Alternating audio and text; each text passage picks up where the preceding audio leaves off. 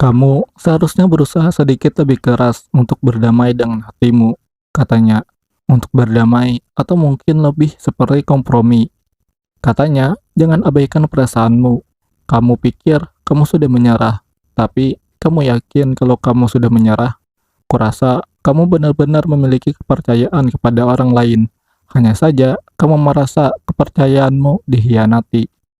Ungkapan tersebut merupakan ungkapan yang diucapkan oleh Kaho Fujinami kepada Yuta Samura di episode 12 menit ke-9 pada anime tersebut. Ungkapan tersebut merupakan ungkapan dari bibinya Fujinami yang mengadopsi Fujinami di saat setelah kedua orang tuanya wafat akibat kecelakaan. Perasaan yang dirasakan oleh Fujinami pada saat kematian kedua orang tuanya bukan sebuah rasa dendam atau sedih, tapi rasa menyerah dan putus asa. Dari situlah bibinya Fujinami mengatakan ungkapan tersebut kepadanya untuk membuatnya kembali semangat dan tidak berputus asa. Terlepas dari latar belakang ungkapan tersebut diucapkan, pada ungkapan tersebut terdapat hal yang bisa kita kaji lebih dalam lagi, yaitu pada ungkapan di akhir yang mengatakan kalau Fujinami sebenarnya tidak benar-benar menyerah atau putus asa, namun sangat bersemangat dan pantang menyerah. Hanya saja, semua perasaan positif tersebut dikhianati oleh keadaan yang dialaminya. Hal tersebut memiliki sangkut pautnya dengan sebuah paradoks keyakinan atau paradoks moral yang mengatakan hanya orang ateis lah yang paling mengimani kepada Tuhan. Hal ini bisa kita jelaskan dalam kerangka semiotika yang dibangun oleh Carl Sander Peirce, yaitu proses semiosis atau proses pembentukan makna pada suatu kata yang dimediasi oleh tiga trikotomi atau triadi, yaitu objek, representment, dan interpretan. Secara singkat, representment adalah bentuk dari objek yang bisa kita pahami melalui panca indera kita, sedangkan interpretan merupakan penafsiran kita terhadap objek yang kita pahami melalui rangsangan yang diberikan oleh representment sebelumnya. Dan terakhir adalah objek, yang berarti objek nyata yang eksis sesuai dengan keadaan nyatanya, terlepas dari penafsiran dan pandangan panca indera manusia, yang tanpa memenuhi ketiga syarat tersebut, sebuah kata atau kalimat tidak memiliki maknanya atau tidak memiliki arti sama sekali jika ketiga syarat tersebut tidak dipenuhi. Contoh sederhananya seperti kata apel. Pertama, kata apel dipandang dalam panca indera kita sebagai buah berwarna merah yang rasanya manis namun sedikit asam. Ini merupakan tahap representment. Dari pandangan yang diberikan oleh panca indera kita tersebut menimbulkan sebuah pemahaman di dalam pikiran kita kalau buah yang berwarna merah dan rasanya manis dan sedikit asam merupakan sebuah apel. Ini merupakan tahap interpretan. Dari kedua proses sebelumnya, itu dimediasi dalam bentuk nyata apel yang tidak hanya sederhana buah berwarna merah yang memiliki rasa manis namun sedikit asam, juga hal-hal lainnya yang tidak tampak seperti vitamin, kandungan air di dalamnya, juga terdapat alkohol pada buah apel tersebut, dan hal-hal lainnya yang tidak dapat saya tuliskan semua di sini, dan ini merupakan tahap objek. Dan dengan ketiga hubungan antara representment, interpretan, dan objek itulah, kata apel mendapatkan pemahaman di dalam pikiran kita kalau objek itu adalah apel. Dan jika kita substitusikan contoh apel ini kepada paradoks keimanan sebelumnya yang mengatakan kalau orang ateislah yang lebih beriman kepada Tuhan daripada orang yang beriman itu sendiri, itu berarti kalau orang ateis tidak bisa mengatakan kalau Tuhan itu tidak ada tanpa terlebih dahulu meyakini kalau objek yang dikritisinya dalam hal ini adalah Tuhan, itu tidak ada. Yang menjadi ungkapan Tuhan itu tidak ada dalam pandangan ateis, itu menjadi tidak bermakna. Karena bagaimana ungkapan Tuhan itu tidak ada, itu memiliki maknanya jika Tuhan sendiri itu tidak ada, objeknya tidak ada. Maka Tuhan itu tidak ada, itu harus dibaca secara terbalik, yaitu Tuhan itu ada, namun aku menyangkal keberadaannya. Karena dengan inilah kita dapat memahami maksud dari ketiadaan Tuhan tersebut, yaitu Tuhan sebagai objek membentuk makna itu ada, yang berimplikasi pada kemungkinan untuk direpresentasikan melalui panca indera kita, yang pada akhirnya memunculkan interpretasi kalau Tuhan itu tidak ada. Secara tidak langsung, ini mengatakan kalau orang ateis merupakan orang yang mengimani adanya Tuhan, sangat beriman dan sangat dalam keimanannya tersebut, sampai-sampai dirinya sendiri tercebur ke dalam intensitas kedalaman makna tanpa representasi yang dapat menjelaskan kedalaman pemahaman tersebut, yang pada akhirnya akan menciptakan rasa sakit mental bagi mereka yang terjebak pada keadaan ini. Mengutip perkataan William, menurut mereka, individu skizofrenia adalah hasil dari degenerasi proses skizofrenia yang berpotensi kreatif atau produktif, yang lintasannya telah gagal dan turun ke dalam lubang hitam, menyerap semua produktivitas. Ini adalah bahaya yang melekat pada proses skizofrenia itu sendiri. Dari hal ini, sudah jelas hubungan antara paradoks keimanan sebelumnya dengan masalah Fujinami yang menyerah dan putus asa, yaitu Fujinami tidak benar-benar menyerah dan putus asa disebabkan keadaan menyerah dan putus asa harus melewati tahap objek, yaitu keyakinan dan semangat. Namun, keyakinan dan semangat tersebut dihianati oleh representasi dan interpretasinya terhadap kejadian buruk yang dialami tentang kedua orang tuanya yang mati karena kecelakaan. Ini sama halnya bagikan orang ateis sebelumnya yang mengatakan Tuhan itu tidak ada, karena mereka merasa dikhianati oleh representasi panca indera mereka dan interpretasi akal mereka yang membayangkan kalau Tuhan itu tidak mungkin ada dalam pandangan mereka, yang secara paradoksial mengatakan sebaliknya, yaitu aku meyakini adanya Tuhan, namun aku memilih untuk menyangkal keberadaannya. Tapi hal ini terlalu sederhana, dan untuk menciptakan pembahasan yang lebih lengkap dan komprehensif, kalau saya yakin penjelasan lanjutan ini akan sulit untuk dipahami oleh kebanyakan orang, izinkan saya menjelaskannya ulang dalam sudut pandang psikoanalisis dan hubungannya kepada masalah Fujinami sebelumnya.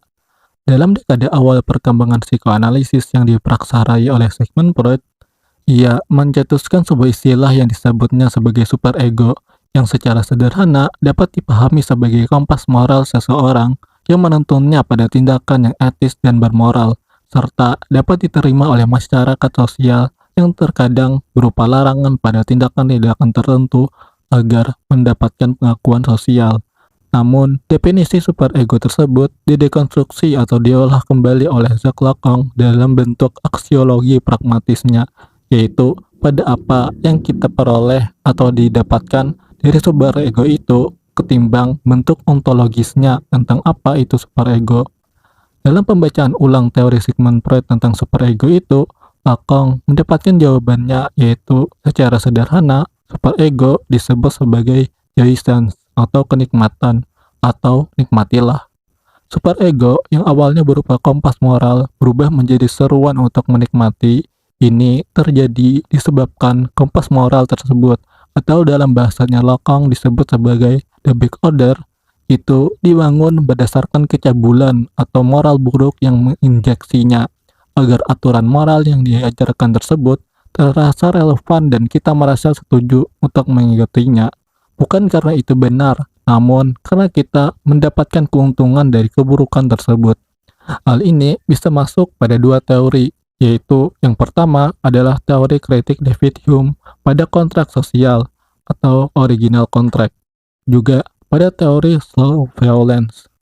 Pertama, kita bahas terlebih dahulu teorinya David Hume tentang kontrak sosial atau original contract, yang didedikasikannya untuk mengkritik para sarjana atau filsuf yang mengatakan kalau kontrak sosial itu dijalankan oleh masyarakat yang secara sukarela memberikan kebebasan dirinya untuk dikuasai, agar masyarakat mendapatkan jaminan kehidupan yang lebih baik kepada pemimpin yang menjanjikan kehidupan baik tersebut.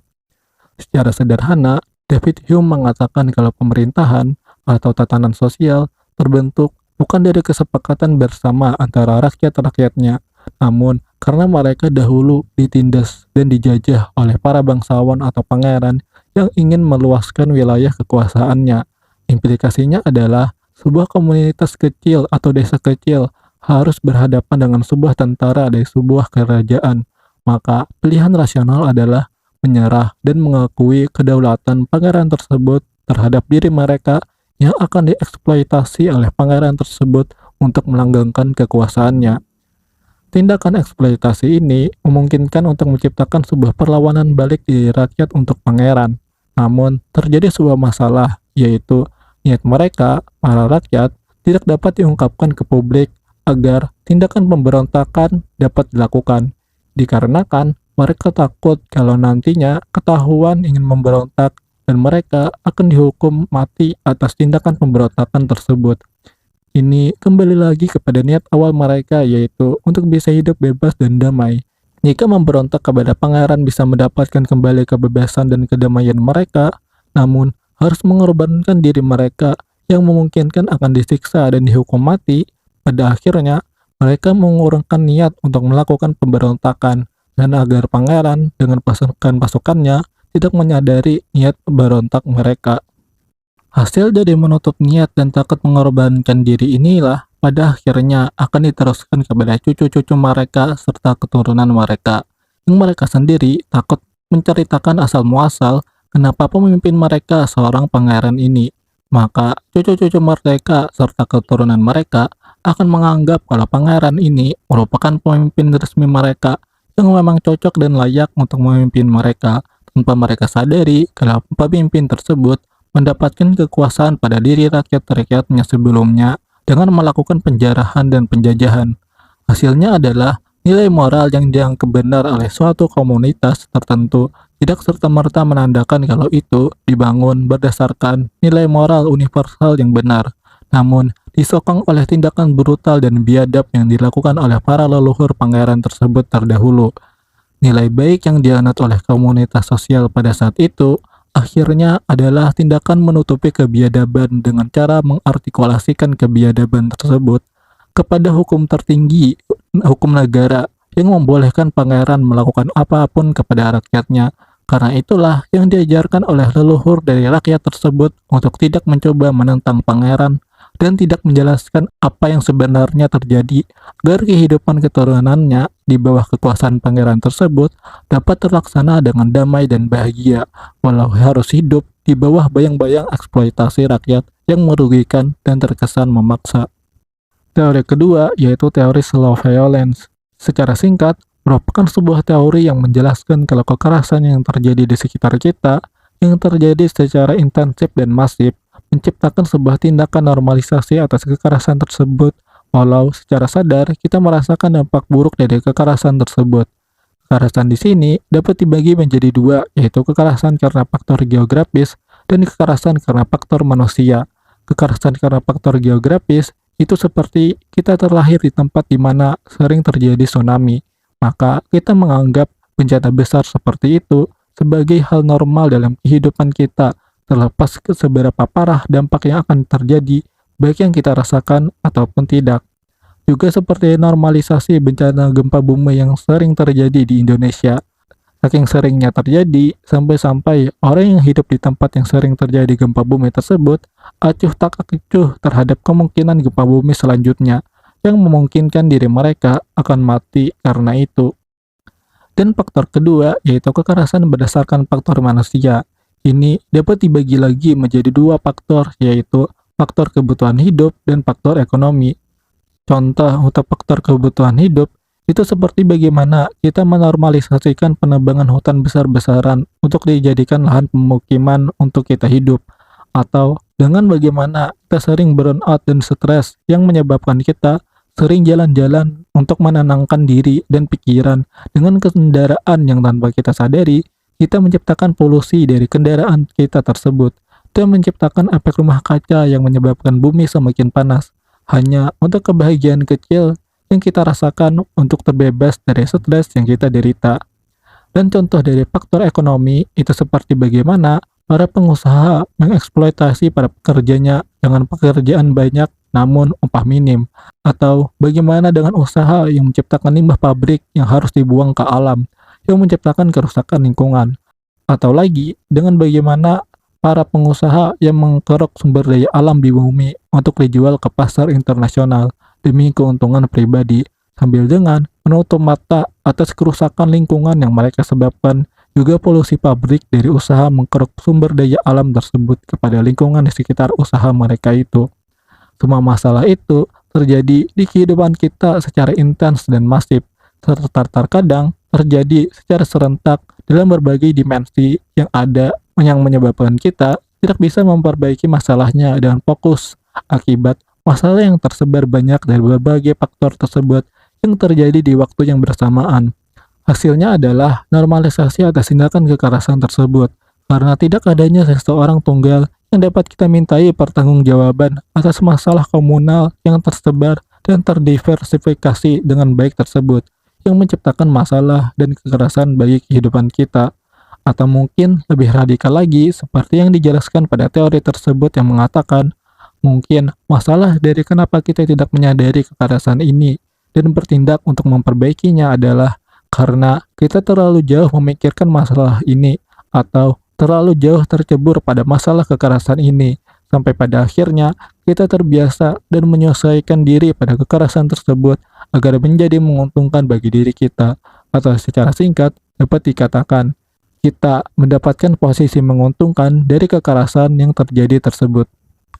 Jika kita kembalikan kedua teori ini kepada pembahasan superego sebelumnya, yang didekonstruksi maknanya dari kompas moral menjadi perintah untuk menikmati, itu berarti kompas moral yang menjadi pedoman hidup kita selama ini, itu dibangun berdasarkan sebuah kebiadaban dan nilai tak etis di dalamnya, bagaikan sebuah koin yang memiliki sisi depan dan sisi belakang, di mana sisi depan melambangkan kompas moral yang baik yang mengatakan tidak karena tindakan itu salah, dan sisi belakang yaitu superego yang meminta kita untuk menikmati yang mengatakan lakukan dengan benar agar kenikmatan dari menjalani nilai moral tersebut dapat kita rasakan bersama.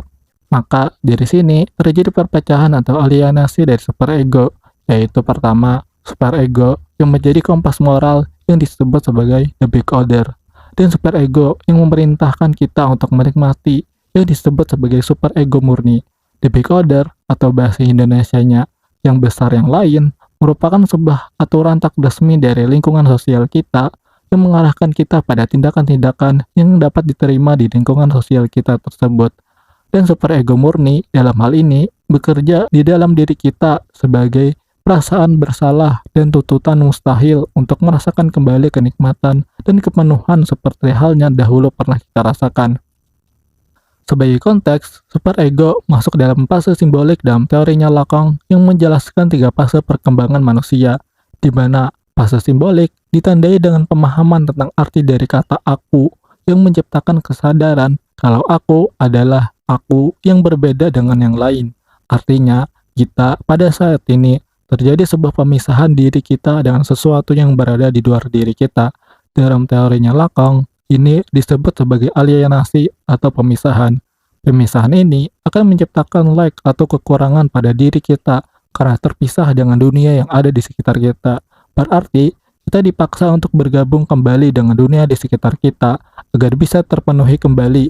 Namun, hal tersebut mustahil disebabkan kita telah memiliki bahasa yang selalu mengatakan kepada kita kalau kita berbeda dengan dunia di sekitar kita.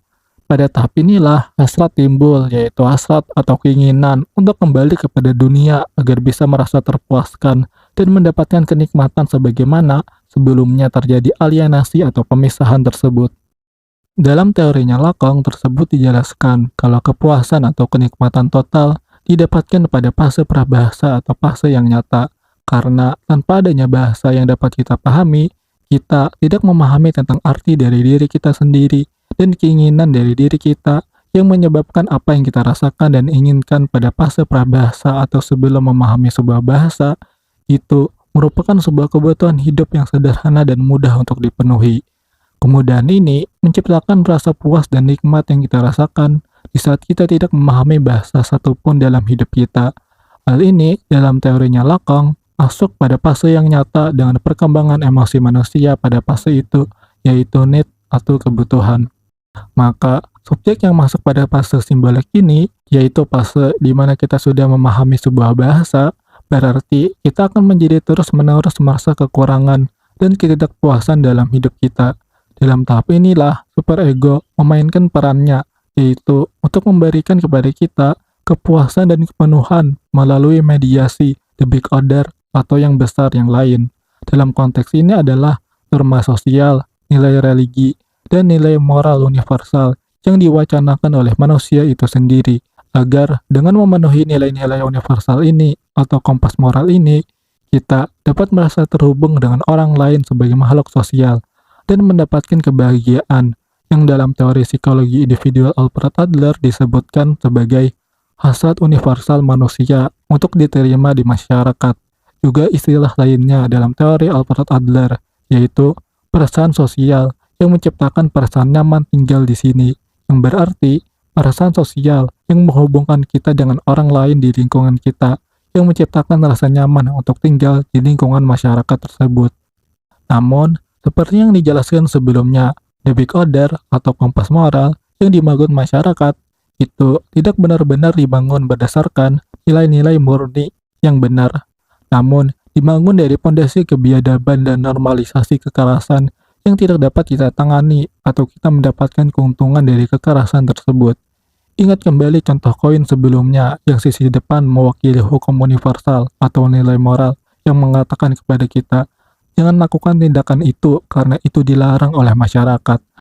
Namun, sisi belakangnya yaitu superego murni yang mengatakan sebaliknya, jangan lakukan tindakan itu agar kamu dapat merasa bahagia dan mendapatkan penerimaan sosial serta merasa nyaman tinggal di lingkungan sosial kita tersebut.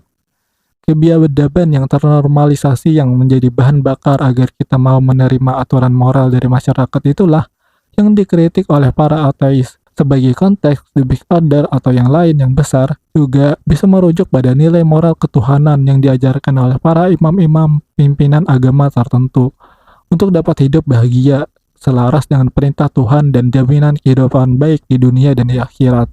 Namun, mengingat kalau the big order ini dapat kita ikuti disebabkan the big order tersebut memuat di dalamnya kebiadaban dan kekerasan yang menguntungkan diri kita sendiri yang ternormalisasikan. Akibatnya adalah ajaran agama yang dianggap murni mendapatkan noda busuknya, yaitu bagaimana kita mengamini ajaran agama tersebut bukan karena agama tersebut benar, namun kita mendapatkan untung dari ajaran agama itu, yaitu rasionalisasi tindakan kebiadaban kita atas nama ketuhanan. Zizek menjelaskan dengan contoh gereja Katolik di seluruh dunia, di mana Zizek mengkritiki moralitas Kristen tersebut yang di sisi lain mengajarkan tentang nilai kebaikan dan menghargai orang lain. Juga di sisi lain, di dalamnya memuat banyak oknum-oknum agamawan nakal dan cabul yang menipu anak kecil dan menyetubuhinya.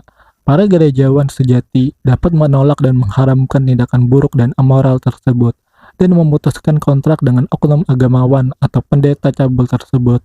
Namun, tidak dilakukan dan masih terlaksana sampai saat ini.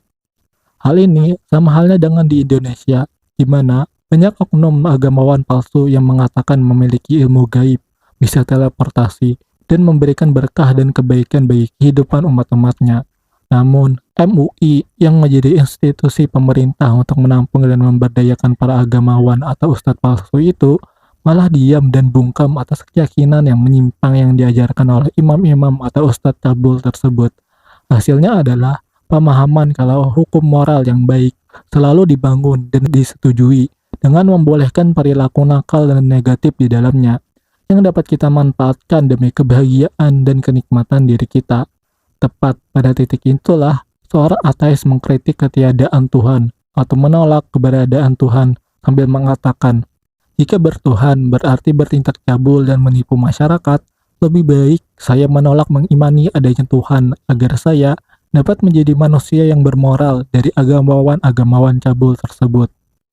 Namun, seperti yang Delos jelaskan dalam bukunya yaitu Anti-Oedipus, menjelaskan kalau pemahaman yang mendalam atau intensitas tanpa representasi akan menyebabkan sakit vertigo dan lebih parah lagi memungkinkan untuk berujung pada sakit mental skizofrenia. Pada posisi ini, ateis teralienasi atau terpisah menjadi dua kubu. Pertama adalah ateis murni, yang memahami kedalaman atas nilai moral, namun tidak jatuh pada intensitas yang dalam, disebabkan ia mendapatkan representasinya atas kedalaman moral itu, yaitu pada ideologi yang akan ia anuti setelah ideologi teologi yang ia kritiknya. Kedua adalah apa yang disebut sebagai anateisme, yaitu orang ateis yang mendapati dirinya terjebak pada paradoks keyakinan, di mana dirinya menyadari hanya dengan keberadaan Tuhanlah keyakinan atas ketiadaannya menjadi ada. Menurut Karenai, anateisme bisa dijelaskan seperti ini. Anateisme adalah kata lain untuk mencari dan menyuarakan apa yang kita anggap suci tetapi tidak pernah dapat sepenuhnya dipahami atau dibuktikan. Cara lain untuk menerima kembali apa yang telah diserahkan, seolah-olah kita baru pertama kali mengalaminya, sama seperti Abraham menerima kembali Ishak sebagai hadiah, menjadikannya sebagai proyek patriarki. Singkatnya, cara lain untuk kembali kepada Tuhan yang melampaui dan di bawah Tuhan yang kita kira kita miliki.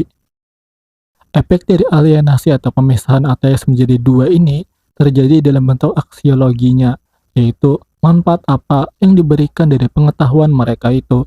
Pertama, ateis murni. Mereka menghindari efek vertigo dan skizofrenia dari intensitas kedalaman pemahaman atas Tuhan tersebut dengan mencari representasi yang dapat menggantikan sosok Tuhan atau the big order. Hasilnya adalah mereka tidak lebih buruk dari apa yang mereka kritik, yaitu mereka sendiri terjebak pada ideologi yang lebih sublatif, halus, dan kasat mata.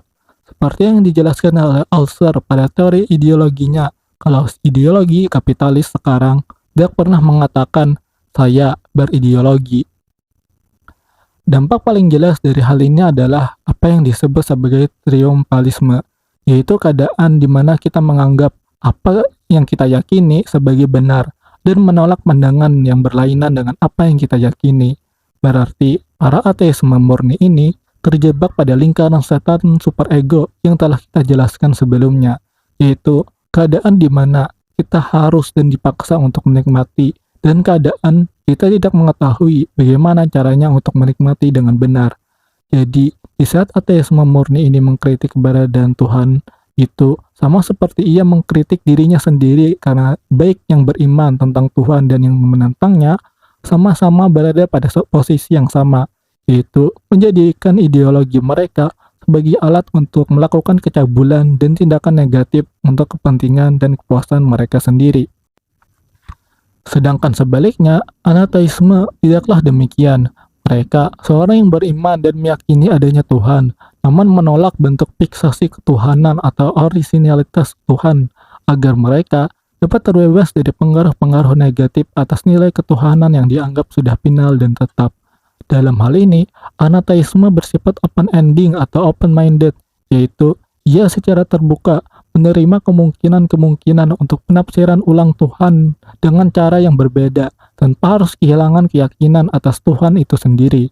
Dalam titik ini, anateisme menjalankan paradoks keyakinan yang di awal telah kita sebutkan, yaitu hanya orang ateislah yang paling mengimani adanya Tuhan, yang berarti mereka menempatkan diri pada resiko untuk masuk pada jurang intensitas kedalaman pemahaman tentang ketuhanan tanpa mengartikulasikannya kepada sebuah representasi atau ideologi tertentu, menyebabkan mereka terkena vertigo dan bahkan mungkin sakit mental skizofrenia, seperti yang dijelaskan oleh Deleuze sebelumnya.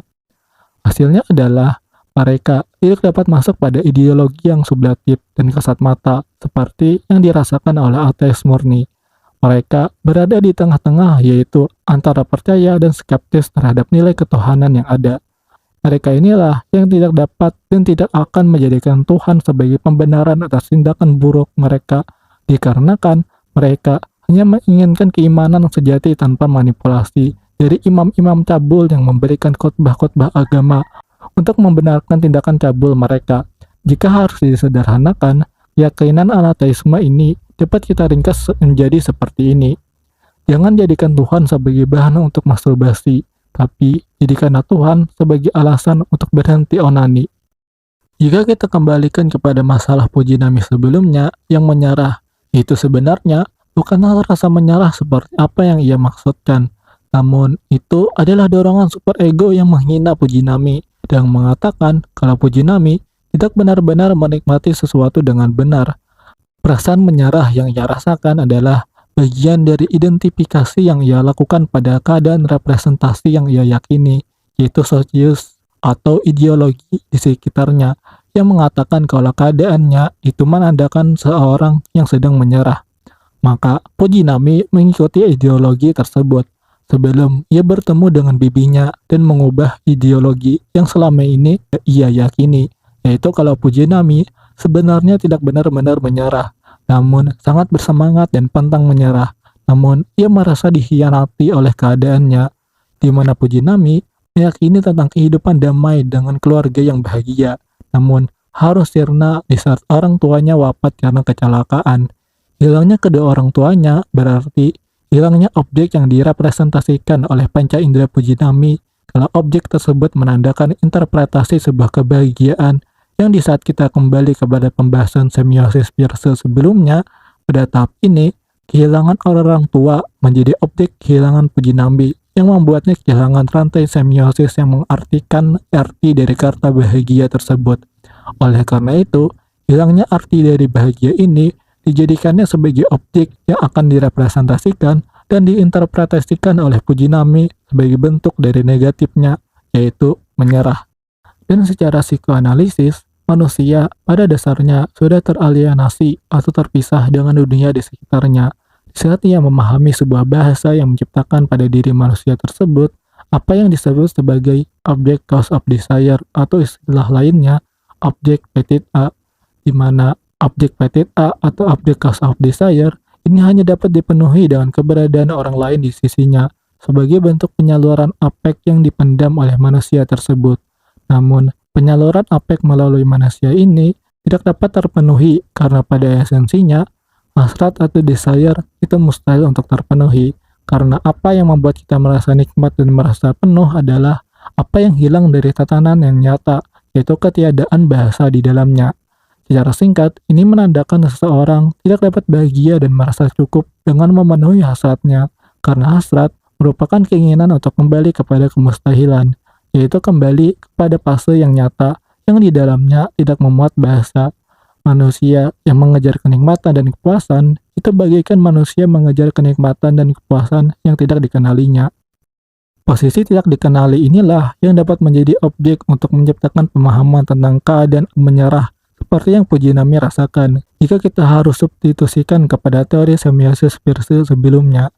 Dan ungkapan bibinya puji nami sebelumnya menjadi the big order baru bagi puji nami atau menjadi kompas moral baru baginya untuk dapat memahami perasaan yang ia rasakan dalam batasan atau representasi yang dapat dikenali atau pada ideologi yang dapat diterimanya dengan baik. Mengutip perkataan puji nami setelah ucapannya itu, "Pasti sangat menyakitkan bagimu," kata bibinya. Saat aku mendengar itu, entah kenapa, kurasa aku menangis sepanjang malam.